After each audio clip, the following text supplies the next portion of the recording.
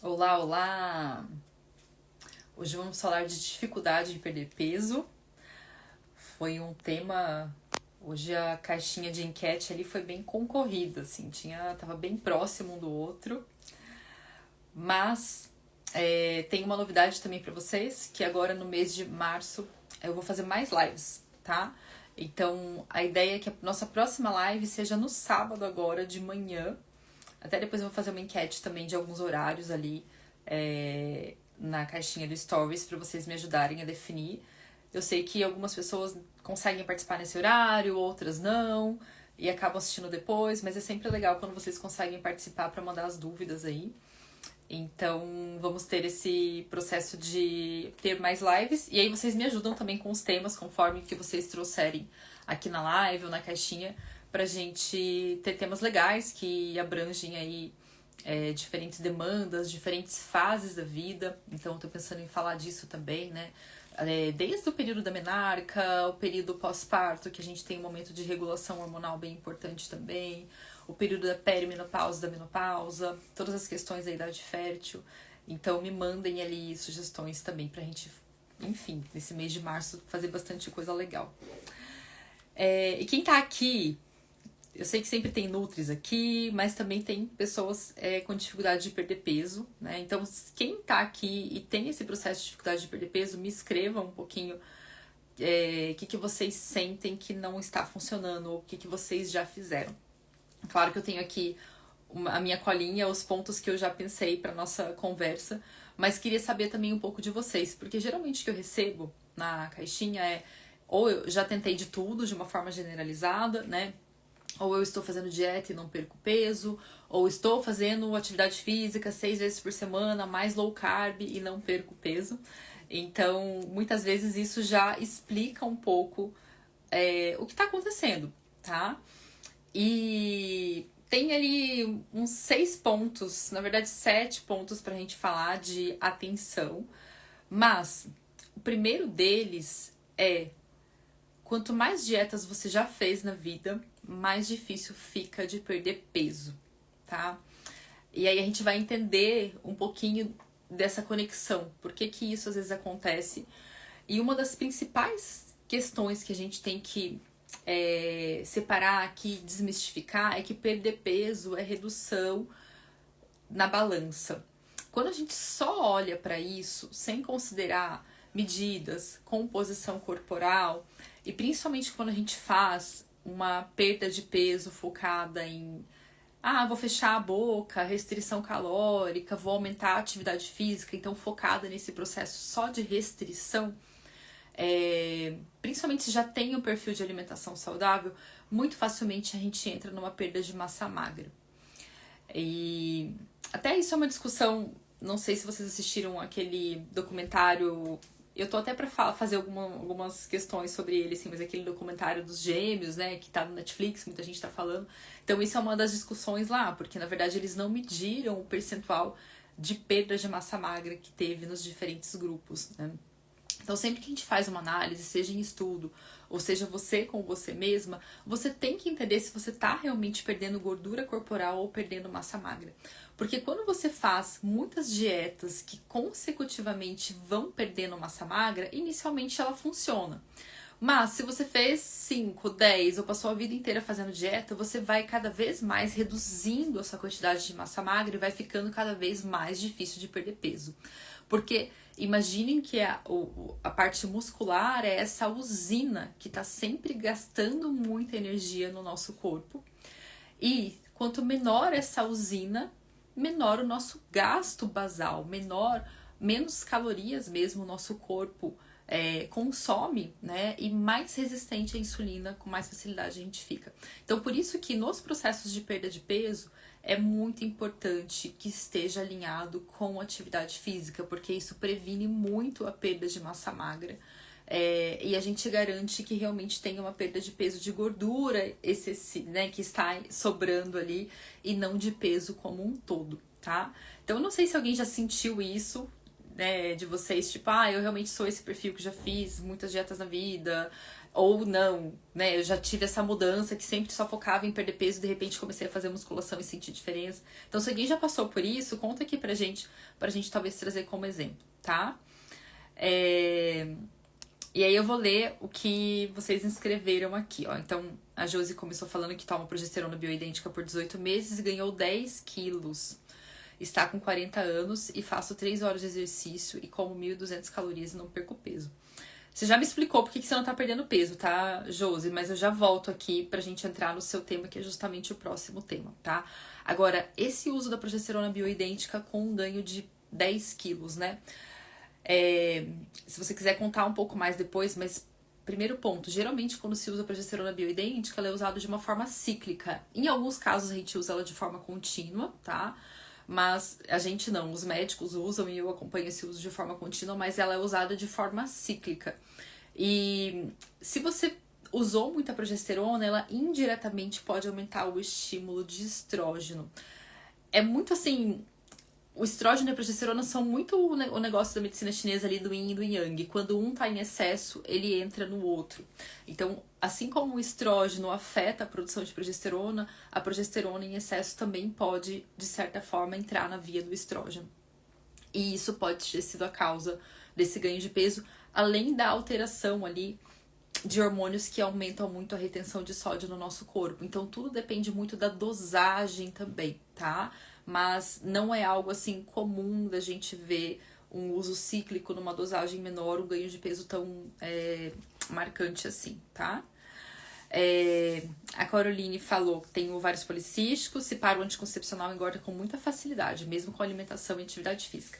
Legal, Carol, o seu tópico a gente vai falar também é diferente do caso da Gisele, da Josiane, tá? São casos diferentes, bem legal. A Adriana, dieta, exercício 6 vezes por semana, 44 anos, não abaixa peso. Parecido com o da Gisele. Da Josiane, desculpa. Eita. E quem mais que escreveu aqui? Acho que tem mais um. Tá bom. São essas, tá? Então, assim, meninas, primeiro ponto, essa questão da perda de massa magra atuando no nosso metabolismo. Segundo ponto, tá? Que é o caso da Josiane, que falou dessa questão de fazer muita atividade física e uma dieta de 1.200 calorias. Essa é a causa de não estar perdendo peso. Restrição calórica com uma alta demanda. Quem já assistiu as outras lives aqui passadas, a gente já falou. O corpo da mulher, o metabolismo da mulher só funciona quando ele está se sentindo seguro. E esse metabolismo envolve também o processo de perder peso, assim como o processo de ovular, assim como o processo de não ter TPMs muito intensas, assim como o processo de não ter cólicas, assim como o processo de manter a tireoide funcionando bem. Quando a gente entra num processo de fazer mais e mais e mais, e até tem um relato bem legal que é exatamente esse exemplo da Luísa, que fez o Ciclos da Mulher, que ela entrou falando, eu tô tomando remédio de tarja preta porque eu passei, né, por uma questão na minha vida, ganhei 10 quilos, eu tô fazendo atividade física todos os dias, ela é educadora física, eu tô fazendo restrição calórica e eu não perco peso. E eu lembro que ela entrou no método e em 2 semanas ela já tinha perdido 3 quilos. O que é isso, gente? É a gente ajustar o metabolismo. Quando a gente fica só no processo de restrição, primeiro, a gente tem a tal da alteração do cortisol. Então, você tá fazendo atividade física todos os dias. E geralmente não é uma atividade física para quem quer perder peso levinha. Vai lá, faz musculação, depois se acaba na esteira e dia seguinte vai de novo e faz de novo. Então, assim, o corpo nunca tem descanso. Com isso, você tem uma demanda para repor proteínas que estão sendo quebradas, que muito provavelmente não está sendo suprida. Você tem uma demanda de nutrientes com esse aumento de cortisol que não está sendo suprida. E você tem uma demanda de alterar esse metabolismo. O que é alterar o metabolismo? Principalmente a atividade da tireoide ficar baixa. Qual é uma das causas de hipotireoidismo subclínico que leva, consequentemente, à dificuldade em perder peso? Restrição calórica, falta de energia, falta de nutriente. Para vocês terem uma noção, quando a gente está numa situação de hipotireoidismo subclínico ou um hipotireoidismo já diagnosticado, a gente tem uma redução da taxa de metabolismo basal. O que é taxa de metabolismo basal? Você ficar o dia inteiro deitado na cama, você vai gastar 1.200 calorias, tá? Então isso é a taxa de metabolismo basal. A gente não gasta a maior parte das nossas calorias fazendo atividade física. A gente gasta a maior parte das nossas calorias para manter as funções metabólicas do nosso corpo. O cérebro gasta muita energia. O corpo, para funcionar, gasta muita energia. Então, a taxa de metabolismo basal, ela é isso, é você sobreviver, que geralmente é acima de 1.200 calorias. Exercício, tá fazendo atividade física, o que vai aumentar? 300, se faz muita atividade física, 500 calorias a mais. Então, por isso que a gente tem que manter essa taxa de metabolismo basal sempre muito bem suprida, porque senão o metabolismo começa a ficar alterado. Tá? E quando a gente tem uma alteração na tireoide, a taxa de metabolismo basal chega a reduzir 55%. Então, o corpo, por isso que eu falei pra vocês, o corpo da mulher precisa se sentir seguro. Por quê? Poxa, galera, olha só, as células se falando lá. Galera, olha só, essa mulher aqui tá treinando todo dia, tá colocando só 1.200 calorias pra dentro, tá faltando magnésio, ferro, iodo, sódio, potássio, que ela tá suando um monte, não tá colocando nada pra dentro. Reduz aí a atividade, não dá muito para as células ficarem trabalhando, não, porque a gente não vai ter muita energia. Estoca gordura também, porque, vixe, se continuar mais uma semana assim, nós estamos ferrados. É mais ou menos assim que o corpo fala, mais ou menos assim que o corpo pensa. Então, ele começa a reduzir realmente a temperatura basal, por isso que no hipotireoidismo subclínico a mulher começa a ficar com mais frio. Ele começa a perder cabelo. Depois de 3 meses que você começou a fazer atividade física e a dieta, que você tá se achando o máximo de saudável, você começa a perder cabelo. Por quê? Porque entrou num processo de muita restrição, tá? Você começa a deixar de ovular, e quando a gente ovula e produz progesterona, a gente aumenta o nosso metabolismo. A gente gasta naturalmente cerca de 300 calorias a mais por dia, só por ter ovulado. Por isso que a nossa temperatura corporal aumenta também.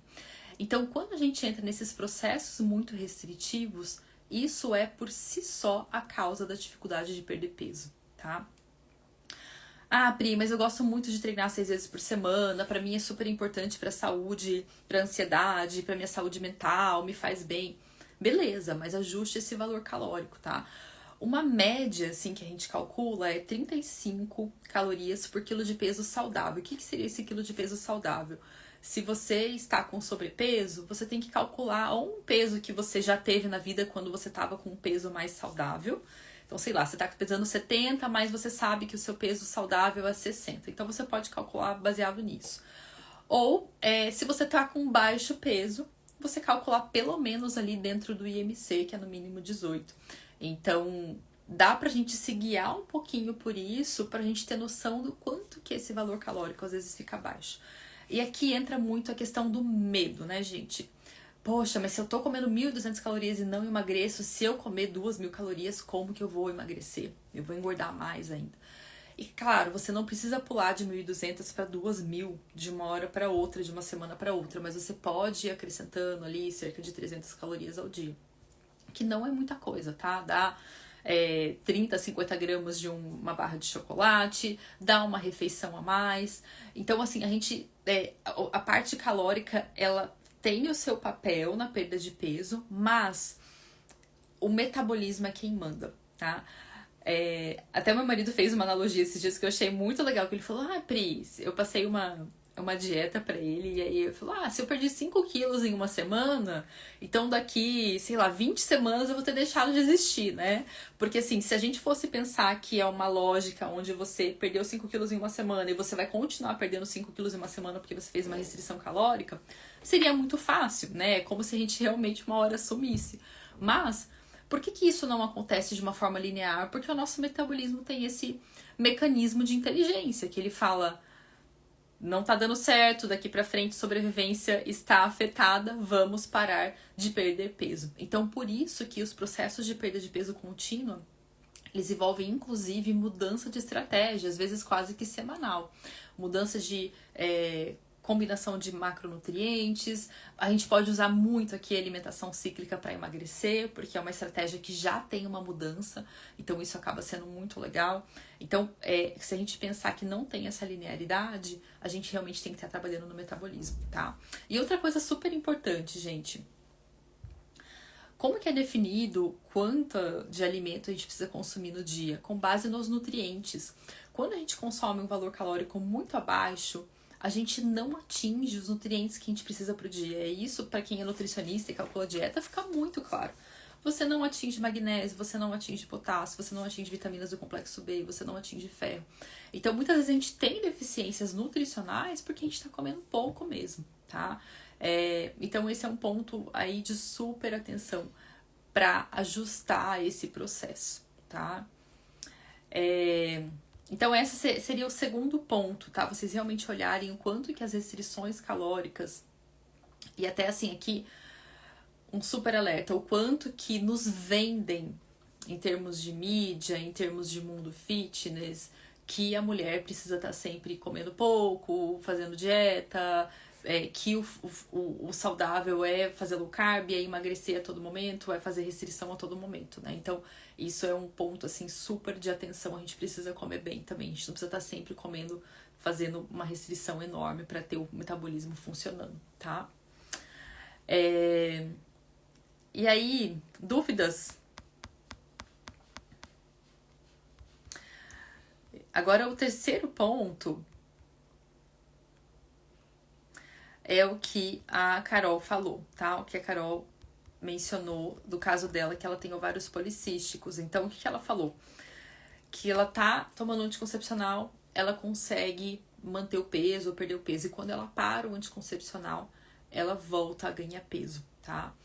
E é interessante que muitas mulheres acontece justamente o oposto, elas começam a tomar um anticoncepcional e elas ganham peso. E aqui entra a importância da gente entender o nosso arquétipo hormonal. O que é o arquétipo hormonal?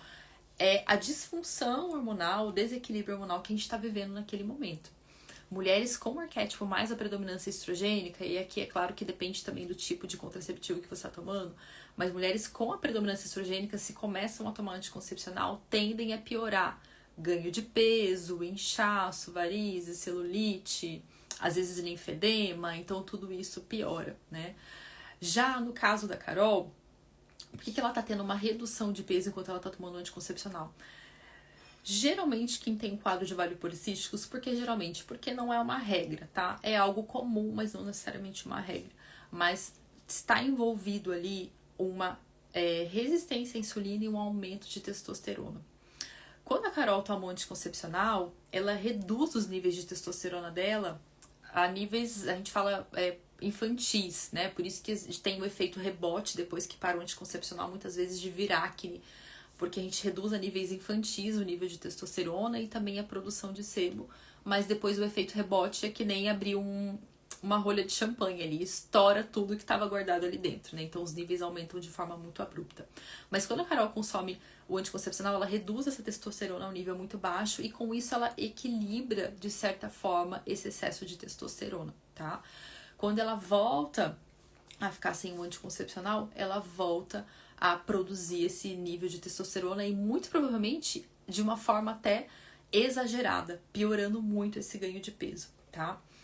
Então, Carol, o que eu sugiro pra você é, quando você está tomando anticoncepcional, você tem essa melhora do sintoma, você tem talvez a melhora dos sintomas da acne, mas ainda assim você não está tratando, né? Então você sempre fica naquela dualidade.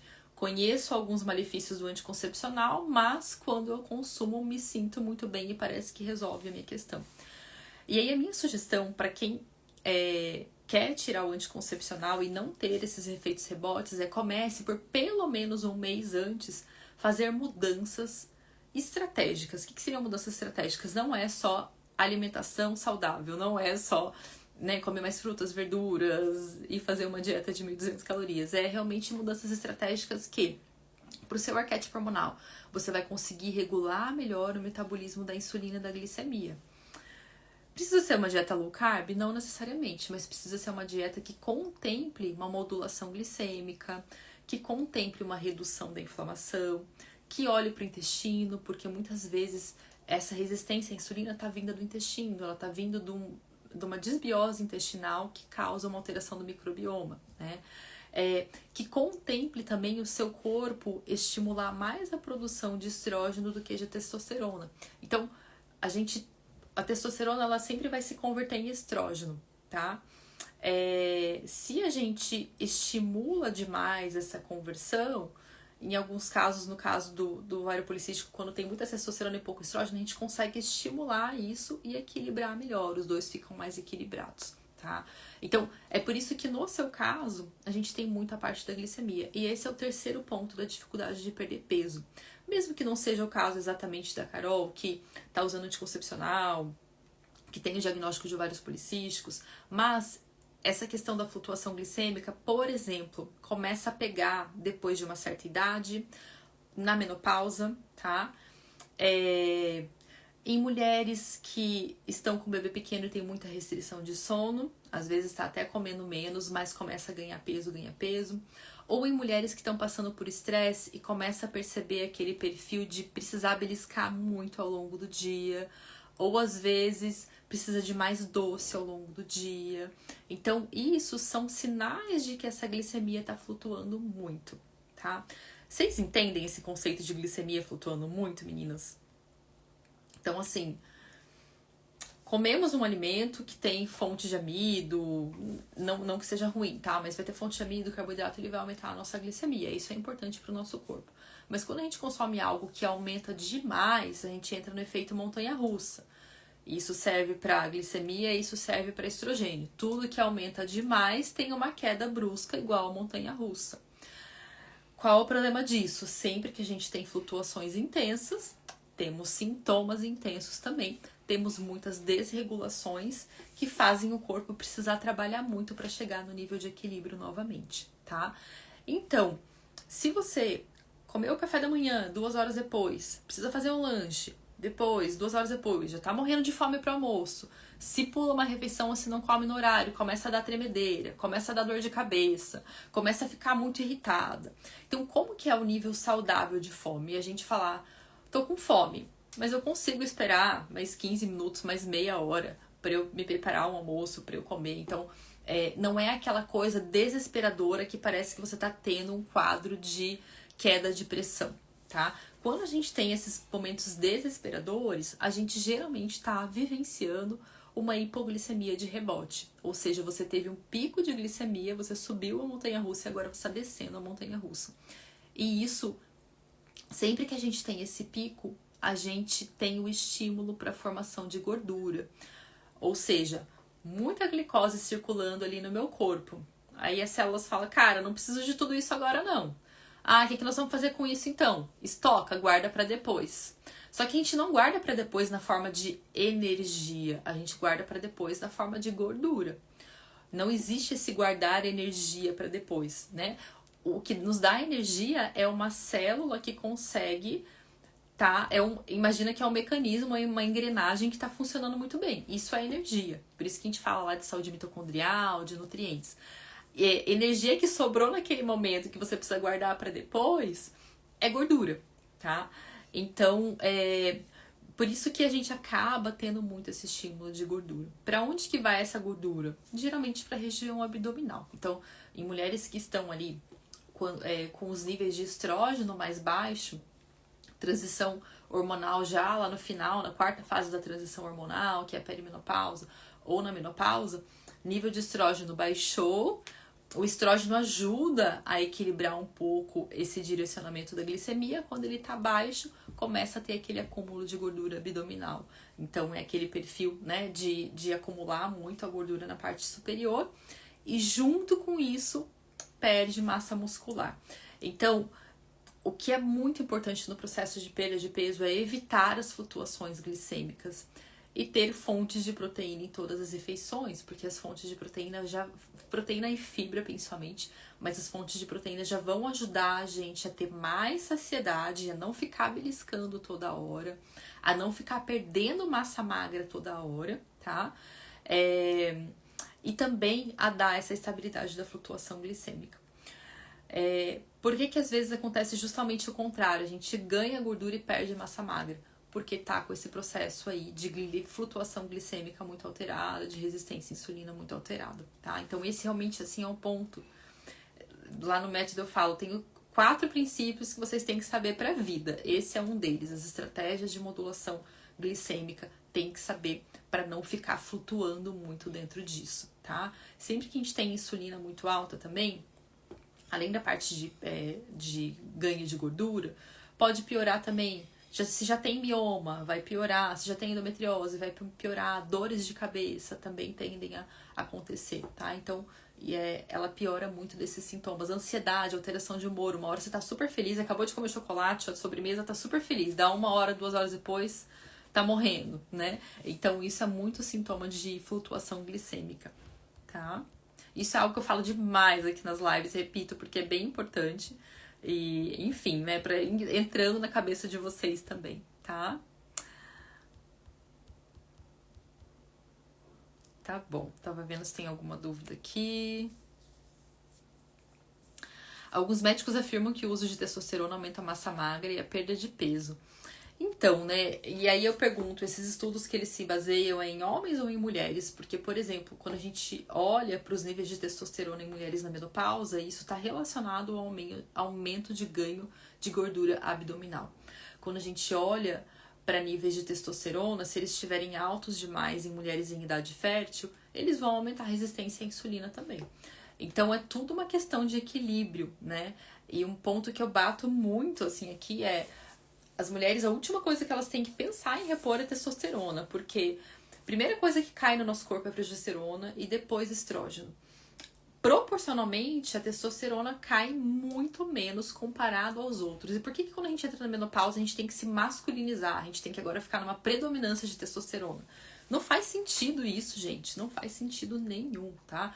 E até isso entra, por exemplo, na questão da gestrinona, oxandrolona. Tipo, são todos esteroides anabólicos que são até proibidos pelos comitês olímpicos, por exemplo, a gestrinona, porque eles têm um efeito de anabolizante mesmo, eles têm um efeito mais androgênico. E aí você entra na menopausa, ou você decide fazer reposição hormonal, você tem que ficar com a voz grossa, com o pelo crescendo onde não precisa crescer, porque vai melhorar a massa muscular. Ah, pelo amor de Deus, né?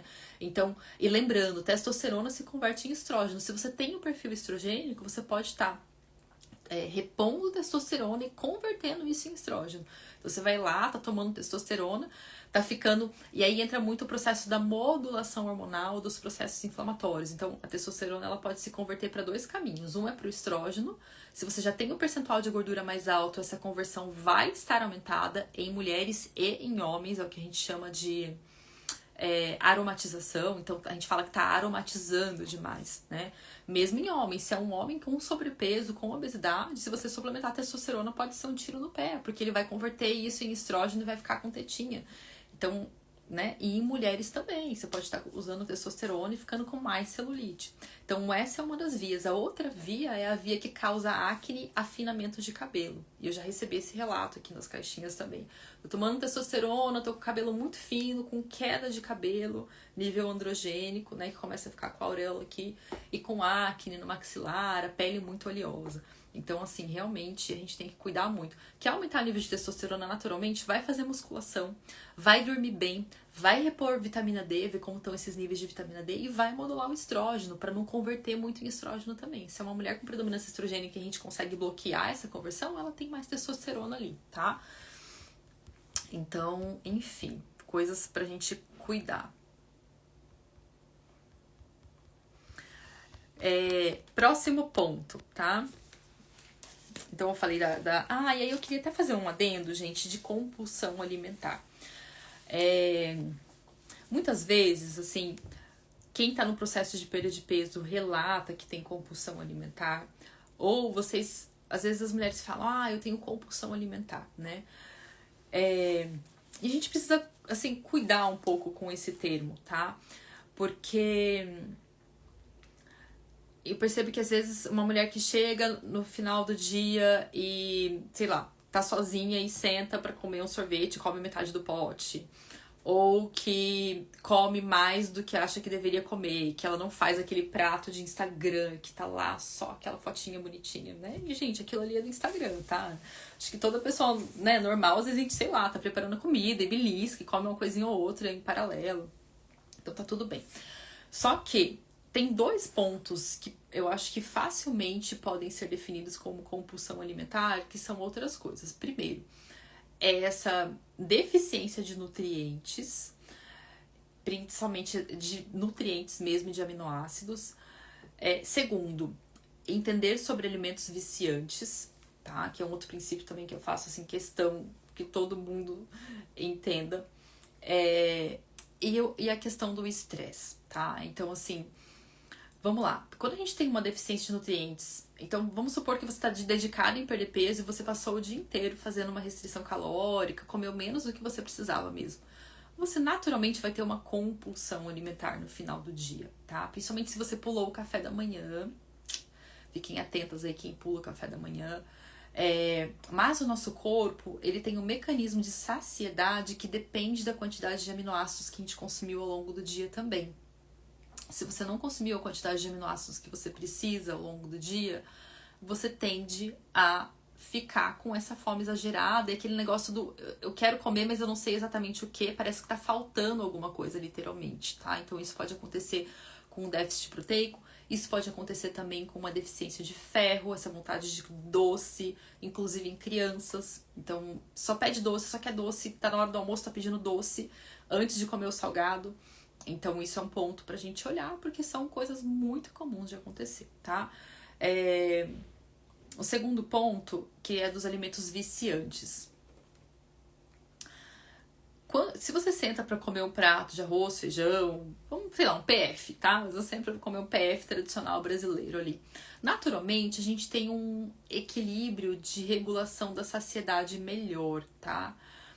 Agora, se a gente senta para comer, mesmo que seja uma versão saudável, um pacote de bolacha, um sorvete, um pão com nata. Então, sempre que a gente mistura carboidrato com gordura, a gente tem uma combinação de alimentos viciantes. E tem até estudos em animais mostrando isso, né? Então, eles davam só gordura e depois eles davam só açúcar. Eles começavam a comer e eles conseguiam parar sozinhos. Mas quando misturava os dois, eles não conseguiam parar. Então, quando a gente confunde, eu tive uma compulsão comendo biscoito recheado ou sei lá o quê. Ou mesmo que seja um alimento saudável, mas que, sei lá, você mistura um óleo de coco com um açúcar, tá? Então, geralmente gordura com açúcar. Naturalmente, a gente vai ter dificuldade de ativar os nossos mecanismos de saciedade e a gente vai entrar ladeira abaixo no negócio de vício, que é aquela coisa do eu não consigo parar de comer, eu só consigo parar de comer quando eu tô passando mal, ou eu comi hoje e amanhã eu já tô precisando disso de novo, que é literalmente o vício. Então, realmente, a gente tem que tomar cuidado, porque alimento viciante não é compulsão, é a combinação ali que mexe com o nosso cérebro mesmo, e por isso que a gente tem que fugir desses alimentos, tá? Às vezes temperos prontos também, então o arroz branco com aquele tempero pronto, é muito mais fácil de você ficar comendo até o fim do que se você temperar o arroz ali com tempero caseiro. Então comecem a observar essas questões também, tá? E por último, a parte do estresse, né? Então, uma pessoa que tá o dia inteiro recebendo ali pancada, demanda, não tem tempo para descansar, não tem lazer na vida. Gente, é claro que o prazer é a comida, o prazer mais rápido é a comida. É claro que ela vai ter compulsão por comida porque ela precisa descansar, ela precisa de prazer. Então, e observem isso. Eu lembro, assim, do período que eu tinha restrição de sono por conta da maternidade, do meu filho ser pequeno. É muito fácil a gente confundir cansaço com fome, que é aquele momento da noite. Eu falo, depois das 10 da noite, a chance de ter compulsão é muito grande. Se você tá com fome, se você não comeu antes uma refeição equilibrada. Porque você já tá cansada. Você não vai assim, que vontade de comer um vegetal refogado. Você não vai ter vontade de comer vegetal refogado quando você tá cansado, tá? A gente tem vontade de comer alimentos hiperpalatáveis mesmo. Se você abre o Instagram e vê um monte de fotos de comida ali, que parece, né, indulgência, mais ainda. Então a gente tem que estar muito atento a esses estímulos também. Mas principalmente a parte do cansaço e do prazer. Então, você está confundindo compulsão com, né, dificuldade de descansar e com falta de prazer na vida, tá? Então, coisas aí pra gente pensar. E aí a Becca falou desse negócio do frio, né? Acho que o frio, naturalmente, a gente tem essa coisa de dar mais fome, do acolhimento também, mas tem muito isso também, né, da falta de exposição à luz solar, isso já reduz o nosso nível de serotonina, então redução da vitamina D reduz o nível de serotonina no cérebro, a gente já falou disso aqui também, reduzindo o nível de serotonina a gente busca mais alimentos que têm a produção de serotonina imediata, que são os alimentos ricos em carboidratos, tá? Então, às vezes, pequenas coisas que a gente vai se ligando, a gente consegue fazer esse contexto também e mudar, tá? A mesma coisa então, assim, no período pré-menstrual, né? Que vocês comentaram ali de estar muito compulsiva. É normal a gente ter aumento de fome na fase lútea, porque, como eu falei, a gente aumenta o nosso metabolismo. Agora, quando a gente fica compulsiva, ou tá faltando ali magnésio, ou tá tendo... E aí eu sempre pergunto se tem uma compulsão por um alimento específico. Então, é salgado, eu vou pensar mais na parte do cortisol, do estresse. É doce, eu vou pensar mais na parte da serotonina, do magnésio. Então, geralmente tem ali uma deficiência nutricional que está mostrando isso. O período pré-menstrual, como ele é um período de muita... Pensem assim que é um período de mais vulnerabilidade. A gente tem muitas flutuações e por isso a gente está mais vulnerável. Tudo que está em desequilíbrio vai se manifestar de uma forma mais exacerbada nesse período. A gente pode usar isso como uma ajuda, do tipo, o que meu corpo está falando aqui, deixa eu ajudar, deixa eu entender isso, interpretar isso para eu tratar, ou a gente pode simplesmente se revoltar, né, e enfim, achar que isso é obrigação ali do ciclo menstrual. Mas se a gente começar a olhar por esse olhar diferente, a gente começa a reverter também esse quadro, tá? A Thaís Pacheco falou que o ciclo das sementes, o exame deu 75 de teste, mais treino também. Nossa, muito bom, hein? Muito bom. Acne no maxilar aos 42 anos. É sinal de predominância estrogênica?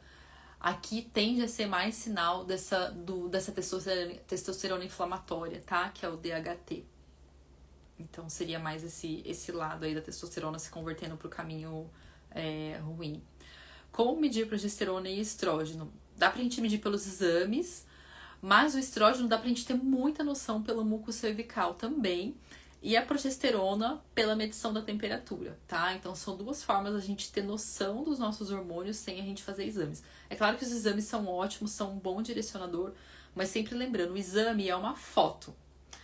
Os hormônios, cada dia, não tem um dia que eles estão igual ao outro. Cada dia eles estão em níveis diferentes. E quando a gente consegue ter uma noção de como eles estão flutuando... eu tô tendo meu muco cervical no 5º dia do ciclo. Já tá tendo um aumento de estrógeno bem rápido. Eu tô tendo meu muco cervical no 18º dia do ciclo. Já tá demorando mais pra subir esse estrógeno. Daí a gente já tira muita informação, tá? Dá até pra gente fazer uma live sobre isso. Vocês vão trazendo os diferentes sintomas e eu vou falando ali do muco cervical. Chocolate 70% teria esse efeito viciante? Não tanto, porque o teor de açúcar é menor, tá? Mas quem é viciado em chocolate, ou eu penso em sensibilidade à histamina, ou eu penso em magnésio, ou eu penso nessa serotonina muito baixa mesmo por falta de proteína, tá? Mas teoricamente o chocolate 70% é pra gente conseguir parar. Tá bom?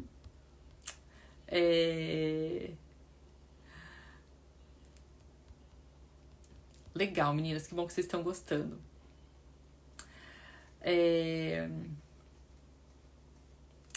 A Luísa falou, né? Deu um exemplo dela que pode ser muito real para outras pessoas, tá?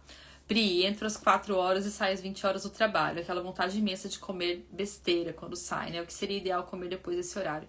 Acho que o ideal eu começaria trabalhando o que comer antes desse horário, né? Então vamos supor que vou supor aqui, não sei se mas talvez você almoça meio-dia e não come nada antes, ou come tipo uma coisinha mais rápida, uma frutinha com castanho, uma barrinha de cereal. Se você conseguisse nesse horário fazer uma refeição completa, sei lá, uma torta de frango, um omelete, eu iria até sugerir uma coisa mais assim, não só incluir a proteína no shake, mas incluir algo consistente mesmo, como se fosse uma refeição. Não precisa ter cara de jantar nem de almoço, mas um lanche, uma tapioca com frango em grande quantidade, ali uns 80 gramas, com uma saladinha.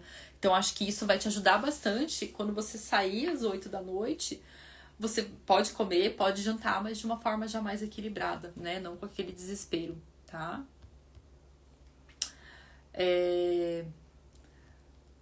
acne nas costas, ai meninas, pode ser por muitos motivos, pode ser até por questões fúngicas, por questão às vezes de oleosidade, tá? Magnésio, acho que qual magnésio eu falo, né? Tanto o magnésio dos alimentos, magnésio quelado, glicinato, inositol, treolato, tá? Só não, por exemplo, óxido de magnésio ou esses que têm efeito mais laxante, tá? Ó, falamos de 4 princípios já, tem mais 3. Então, dieta, quem mais fez dieta na vida tem mais dificuldade de perder peso. Se você chegou atrasada, depois resgata lá no começo, tá? O impacto da restrição calórica em reduzir o nosso metabolismo e isso dificultar a nossa perda de peso. Então, aquela sensação de que quanto mais você faz, quanto mais você se dedica, menos resultado você tem. Então, se perdeu, também volta para essa parte que é bem importante, tá? A falta de proteína, né, como um todo, impactando na flutuação glicêmica, principalmente, tá? A parte da compulsão, que a gente entendeu um pouquinho mais isso. E aí, os 3 outros aspectos. Um deles é a desbiose. Então, assim, vamos supor que eu tô falando aqui, olha, tem que comer mais proteína, mas tudo que você come, você fica empachada, você nem consegue comer muita coisa. Tudo o estômago estufa. Então, realmente, a gente precisa começar trabalhando nessa parte digestiva, porque todo esse sistema digestivo paralisado, esse enfesamento ali, literalmente, né, do intestino tá cheio de fezes, a gente começa a aumentar a permeabilidade intestinal, então a gente começa a absorver coisas que não deveria, a gente começa a criar um processo inflamatório ali no local. E lembra, o corpo precisa estar fluindo, né? Então, a gente trabalhar nessa parte digestiva é muito importante, tá? Eu geralmente, assim, tanto no ciclo da mulher ou nas condutas individuais, eu trabalho muito nessa parte de vamos fluir primeiro o sistema digestivo, porque a gente resolvendo ali, a gente melhora a absorção de nutrientes, a gente reduz a inflamação, a gente reduz esse desconforto que é super incômodo, tá? E às vezes o peso que você queria perder nem era de gordura, era de fezes paradas, olha só. Então, a gente olhar muito pra isso também, tá? Bom, meninas, e aí mais 2 questões, tá? Estamina. Quem já me ouviu falando, eu tenho falado bastante de estamina também. E tem um vídeo no YouTube específico de estamina. Eu vou falar alguns sintomas já. Mas eu tenho, assim, a sensação... Primeiro que a gente tá falando mais sobre o assunto, a gente começa a olhar mais pra isso, mas eu tenho a sensação que os casos de sensibilidade à histamina aumentaram muito pós-Covid. E essa relação é bem documentada, ela é relatada. Mas, como a gente pode sentir isso primeiro no ciclo menstrual, tá? Então, quando vocês me falam, Pri, no período ovulatório, que é o período ali do aumento do estrógeno, eu tenho sintomas de TPM, eu tenho sintomas de insônia, eu tenho sintomas de dor de cabeça. Então, assim, como se você tivesse a TPM, mas só que no período ovulatório. Isso pode ser uma sensação de estamina, tá? Se você tem um quadro de insônia crônica, que nunca melhora com as condutas aí que você já tentou, já ouviu e tudo mais. Quadros de ansiedade que não tem uma causa específica, tá tudo bem, não tem estímulo externo de ansiedade, você se vê muito ansiosa.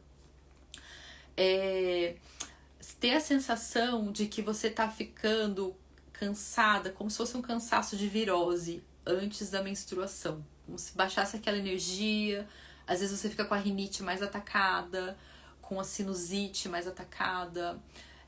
Talvez uma pessoa que quando faz atividade física se coça mais, ou fica com vergão na pele, ou às vezes relata que tem alergia ao calor, ou ao sol, ou ao banho quente, porque reage muito a isso. Pode ser uma pessoa também que tem mais cólicas, mais dores. Na endometriose a estamina está muito relacionada também, tá? Se é uma pessoa muito assim de contato, tem alergia a esmalte, alergia a maquiagem, tá sempre, né, com essa coisa do nariz incomodando. Se tem dor de estômago antes de comer qualquer coisa, dor de estômago com o estômago vazio. Então, são todos sintomas de uma sensibilidade à estamina, tá? E, nesses casos, a gente pode ter uma retenção de líquido e uma dificuldade de perder peso por conta desse processo inflamatório. Eu falo que é um inchaço vermelho. É diferente daquele inchaço que às vezes incha o pé, o tornozelo, que você aperta e afunda. o inchaço da estamina, o inchaço que você aperta no braço, no corpo da pessoa, e é como se ela tivesse toda meio avermelhada, tá? Então, se você sente algum desses sintomas, depois vale a pena ver a live lá, mas isso também pode impactar na perda de peso, principalmente num ganho muito rápido, ou no período pré-menstrual, ou ao longo do dia. Tipo, de manhã eu tô, sei lá, né, com 1 quilo, 2 quilos a menos do que eu tô no final do dia, e isso acaba incomodando bastante, tá? Então, são sintomas que podem variar muito, assim, tem bastante essa questão da sensibilidade. E por último, vocês adivinham qual é o último? Último aspecto?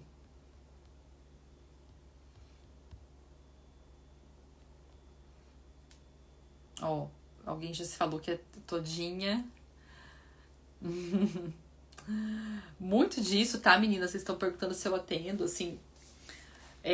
Eu tenho priorizado muito ajudar vocês pelo ciclo da mulher. Então, a gente tá todo dia lá no Telegram conversando, vocês têm muito embasamento, a gente faz 2 tipos diferentes de protocolo, né? Então, o protocolo que a gente trabalha na digestão, na detoxificação, nos hormônios chefes, e depois o protocolo pro seu arquétipo hormonal. E tem muito esse embasamento de conhecimento, né? Então, é 1 ano ali de trabalho juntas, tá? Mas quem se identificou, assistam a live de estamina. Sim, e às vezes são sintomas de muito tempo, né? E assim, o cansaço também é bem característico, meninas. Então, aquele cansaço, assim, que parece que derruba, que, né? E você fala, meu, da onde esse cansaço? E na estamina, não necessariamente são alimentos pouco saudáveis, tá? Alimentos super saudáveis, berinjela, tomate, espinafre, queijos, tudo que é fermentado, kombucha, kefir, castanha de caju, então chocolate, mesmo, daí os 70% vai ter mais ainda, então são coisas que às vezes a gente precisa. Tem casos que, assim, retirando alguns e trabalhando o intestino, a gente consegue já ter uma ótima melhora de sintomas com suplementos específicos. Tem outros que a gente precisa trabalhar um pouco mais, tá? Então, mas vale a pena olhar pra isso, que às vezes vocês têm melhoras, assim, de coisas que vocês nem sabiam que tinha conexão com isso, tá? Mas o último é a parte do sono. É o último, mas deveria ser o primeiro, tá, gente? Então, assim, é claro que essa parte da restrição calórica exagerada também é uma fonte de estresse, mas se tem restrição de sono, é muito difícil de perder peso. E restrição de sono aqui entra dormir poucas horas, tá? 5 horas ou menos. Isso nos estudos, eles geralmente fazem estudos com enfermeiras, né? Isso é bem característico, bem clássico. Dormir muito interrompido, você tem um sono que acorda toda hora, acorda 2, 3 vezes durante a noite pra fazer xixi. Esse negócio de acordar pra fazer xixi, gente, assim, naturalmente o nosso metabolismo reduz a vontade de fazer xixi à noite. O que geralmente acontece é a gente tem um despertar, a gente percebe que está com a bexiga cheia e vai fazer xixi. Mas não é natural do corpo precisar ficar acordando pra fazer xixi à noite, tá? Mesmo bebendo água ou não bebendo água, tipo, não é natural. A gente tem que conseguir segurar essa bexiga ali ao longo da noite. Isso pode ser variação da flutuação glicêmica, isso pode ser deficiência de algum nutriente, pode ser inclusive a estamina impactando no sono. Então, realmente, essa parte do sono é muito importante. Então, dormir poucas horas, ter o sono muito interrompido e ter um sono com horários errados. Então, assim, Pri, eu durmo 8 horas por dia, mas eu vou dormir às 2 da manhã e acordo às 10. Não tá valendo. Não tá valendo porque a gente tá desequilibrando todo o ciclo circadiano, que é o equilíbrio entre o cortisol e a melatonina. E quando a gente dorme mal em um desses 3 casos, no dia seguinte a gente já acorda com mais resistência à insulina. O que é acordar com mais resistência à insulina? Vamos supor que você acorda e come ali um mamão com aveia e a sua glicemia não sobe muito. Se você dormiu mal e come o mesmo mamão com aveia, a sua glicemia vai lá nas alturas. Então, e aí a gente tende a ter mais vontade de comer porcaria, mais vontade de comer doce. Então, a restrição do sono muda o nosso metabolismo da insulina, tende a alterar as nossas vontades, paladar, aumenta muito o estresse oxidativo. Então, a gente vai ficando mais inflamado só por isso, tá? Então, se tem uma coisa assim na sua vida pra você mudar, começar a tentar mudar, é a parte do sono, se isso tá desequilibrado. E aí, quais são os princípios? Aqui alguns pontos iniciais que vocês podem começar, tá? Primeiro, é o tal do ritual do sono. Isso é uma das razões, inclusive, que eu não faço live muito tarde da noite. Primeiro por causa da rotina aqui de casa, mas realmente eu tô com uma luz aqui na minha frente, eu ficar com uma luz 8 horas da noite na minha cara me afeta muito. Então, o que é o ritual do sono? Evitar tela, celular, TV, computador, né? Até tarde da noite. Então, assim, pelo menos 2 horas antes de desligar. Quem às vezes tem muitas demandas, tentar priorizar, fazer uma coisa que envolva leitura, ou que você consiga reduzir ao máximo o brilho dessa tela. Ou sei lá, mas eu gosto de assistir filme à noite. Escolhe alguns dias para assistir, não assiste todos os dias, tá? Eu falo no máximo, seleciona ali o brilho da tela, reduzir o máximo que você conseguir, mas nada pode ser rotina. Pode fazer parte da sua vida, mas não pode ser rotina. Comer tarde da noite também, ou a casa ter um ambiente muito iluminado à noite, aquelas luzes brancas à noite, isso afeta demais, não só o nosso sono, mas o sono das crianças, gente, tá? Então, assim, eu falo muito dessa onda de todo mundo tomar melatonina, o que eu acho bem preocupante, porque, na verdade, a gente não tá produzindo melatonina naturalmente, porque a gente tá vivendo nesse contexto todo bagunçado.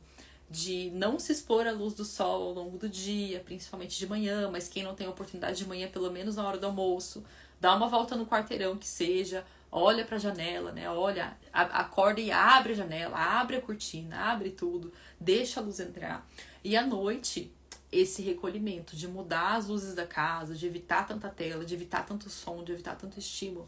Então isso afeta muito a nossa dificuldade em dormir. Tem pessoas que vão ser mais sensíveis a isso. Tem pessoas que podem estar, né, na frente da luz e deitam e capotam. É claro que a qualidade do sono pode ser afetada, mesmo que ela tenha a sensação que dormiu a noite inteira. Mas tem pessoas que, sei lá, falou um pouco a mais ali, conversou um pouco a mais com alguém, deu uma agitada um pouco a mais. A gente fala que é o segundo vento, né? Então até as 9 da noite a gente tá ali com cortisol baixinho. Se você passou das 9 da noite num ritmo mais acelerado, você sente que você dá uma acelerada de novo e isso dificulta de acalmar, porque a gente tem um pico de cortisol no momento que não é pra ter. E é justamente esse horário depois das 9. Então tem que estar muito atenta a esse processo, que às vezes você está justamente sentindo que está se esforçando e não está fazendo o processo que é talvez o que seria, que é o que era para ser o mais fácil, que é dormir bem, que é restaurar, né, permitir o seu corpo de realmente fazer esse metabolismo funcionar, tá? Ó, aí ele falou, né, meu ganho de peso coincidiu mesmo com um período longo de insônia, tá? E eles fazem muitos estudos, assim, em pessoas que eles chamam shift work, né, que trabalha de madrugada e dorme durante o dia. Então, realmente, quem tem esses turnos trocados, né, acaba impactando muito no metabolismo, tá? Às vezes, pode ser uma pessoa falar, mas eu não tenho excesso de peso, mas pode ter mais fator para doença autoimune, né? Pode ter mais fator para processos inflamatórios, mas com certeza o ganho de peso ou acúmulo de gordura, né, é um dos que impacta bastante, tá? Treinar à noite impacta no sono? Se for um treino intenso, sim, né? Então vamos supor que é um treino que eleva muito cortisol ali, tá? Mas, se, assim, eu entendo que tem rotinas que às vezes o único horário que você pode é treinar à noite, então tente fazer um treino que é mais descontraído, então sei lá, jogar um vôlei, fazer uma musculação que não seja tão intensa, fazer um yoga. E assim que você chega em casa, já entra nesse processo de luzes mais baixas, tomar chauzinho calmante, não ficar na tela do celular, né? Então, mas, por exemplo, ir fazer, sei lá, um spinning, aquelas aulas de bike, ou um crossfit, 8, 9 horas da noite, não sei, às vezes é melhor você mudar mesmo a rotina, tá? Então, realmente, tem que entender aí o quanto tá impactando nesse processo de restauração. Tudo no nosso corpo para ter resultado é fazer o estímulo e deixar ele restaurar. Fazer o estímulo e deixar ele restaurar. Então, quer ganhar massa muscular? Faz o estímulo, deixa restaurar. Quer perder peso? Faz o estímulo e deixa restaurar. Se a gente não tem a restauração, a gente não tem o resultado, tá? Beleza, meninas? Deixa eu ver aqui. Hora de dúvidas, últimas dúvidas. Antes da gente fechar, mais 5 minutinhos. E aí, pra quem chegou depois, eu falei que agora no mês de março a gente vai ter mais lives. Então, eu vou depois compartilhar ali os horários com vocês. Mas a próxima live vai ser no sábado, 11 da manhã, tá? Então a gente vai ter a oportunidade de falar sobre esses outros temas. Enfim, de talvez discutindo coisas que às vezes não dá tempo, né, da gente discutir, se aprofundar. Eu comentei aqui de falar de diferentes momentos de fases da vida também, de falar de questões mais específicas. Então vai ser um momento aí pra gente trocar mais ideias.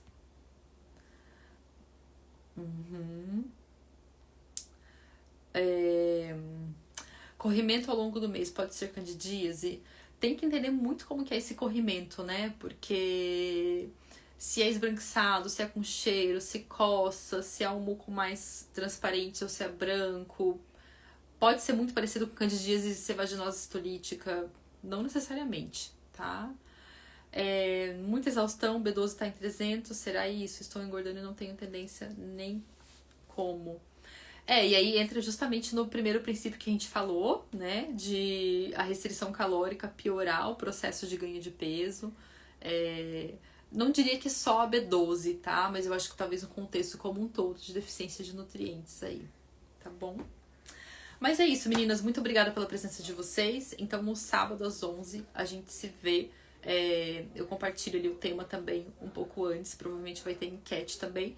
E se vocês tiverem alguma sugestão aí de live, lembrem que na live a gente fala sempre de um tema e não de um caso específico. Não é uma consulta de uma pessoa, mas de um tema né, mais amplo, tá? Então, vocês podem, enfim, mandar sugestões ali, tá? Um beijo e bom resto de semana.